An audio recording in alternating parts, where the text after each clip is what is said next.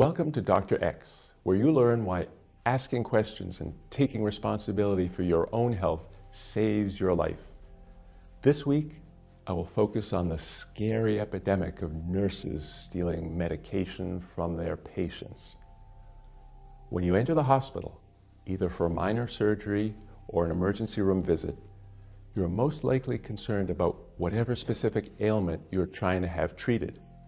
If you decided to go to the ER or needed surgery, it's logical to assume you may have been in some sort of pain. Of all the thoughts floating through your head, your medicine being stolen by a nurse is probably not at the top of the list. Even the mere suggestion seems preposterous, which it is. But what if I told you that not only has this happened and was not an isolated incident, but in fact has become quite common? For many of us, this is simply an unbelievable statement. But as a doctor, I am simply too familiar with this horrific practice occurring all over the country. The problem is so prevalent that many hospitals have had to drastically change how medicine is dispensed, which delays patients from receiving medications they desperately need. Suppose a nurse at a local hospital who works the night shift has developed a serious addiction to pain medication, such as OxyContin or Percocet. Let us further envision that this nurse has, until this night, bought her pills on the street, never taking medicine from the hospital before. Well, because her habit has become so serious and expensive, she can no longer afford to buy it on the street and is starting to develop symptoms of withdrawal, which are just like heroin withdrawal. During this process, a person cannot function and must put this medicine into their system. So on this night, this nurse is severely under withdrawal and knows that in order to be able to make it through her shift, she must obtain the pain medicine that the hospital has.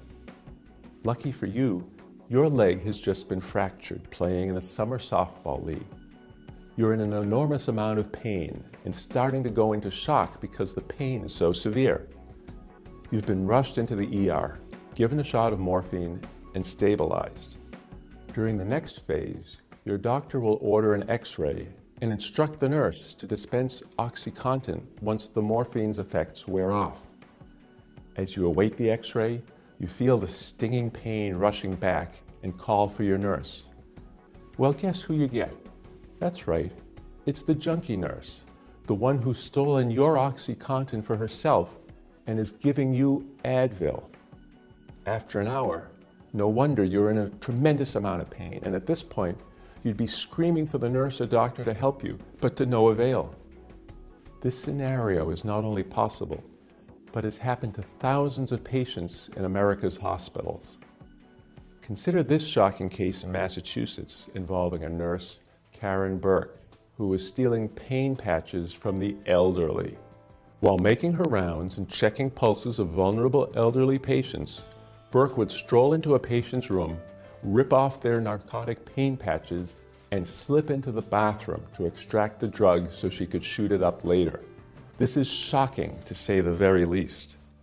Imagine if this were your elderly mother or father, who had spent their whole life working and contributing to this country, only to have a nurse like Burke steal their valuable pain medicine to get high, leaving them to suffer in silence. Even worse is that between the years 1996 and 2001, only a fraction of the nurses referred to the Massachusetts State Nursing Board because of drug offenses have lost their license. And things have only gotten worse with time, where these impaired nurses are contributing to a 50% increase in the number of reported thefts or tampering with dangerous drugs at Massachusetts healthcare facilities. As a doctor, this behavior is simply atrocious to me. But what is worse, the state boards whose job it is to ensure safety for patients are so weak and underfunded that they cannot closely monitor these zombie-like nurses. It is important that doctors such as myself continue exposing these nurses and demanding that more money be given to the boards so patient protection of their medication can be ensured. Without a strong and independent state board overseeing the discipline of all nurses accused of stealing medicine, this disgusting practice will be allowed to thrive and will hurt not only us, but possibly our vulnerable parents and grandparents. If you believe you've had medicine taken from you at a hospital or suspect a nurse of doing this, contact the police first and then the state's Attorney General's office. Do not simply rely on contacting the state nursing board because the report may go unnoticed. This is all for now, but I hope you join me next time as I continue to expose malpractice within the medical community and hope to continue to help protecting you and the public from criminal behavior by health professionals. I'm Dr. X.